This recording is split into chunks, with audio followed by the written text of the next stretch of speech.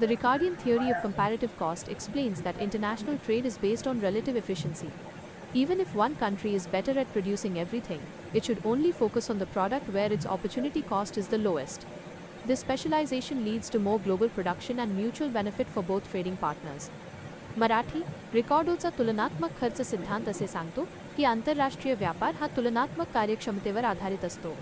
एखादा देश दोन्ही वस्तू बनवण्यात मास्टर असला तरी त्याने फक्त त्याच वस्तूचे उत्पादन करावे ज्यामध्ये त्याचा संधी खर्च ऑपॉर्च्युनिटी कॉस्ट सर्वात कमी आहे.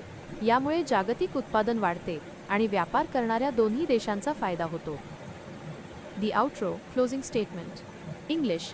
If you want to watch the full detailed video and understand more economics concepts easily, please subscribe to my YouTube channel and follow for more updates. Marathi. जर तुम्हाला हा संपूर्ण व्हिडिओ सविस्तर पाहायचा असेल आणि अर्थशास्त्रातील अशाच संकल्पना सोप्या भाषेत समजून घ्यायच्या असतील तर माझ्या YouTube चॅनलला सबस्क्राइब करा आणि मला फॉलो करा.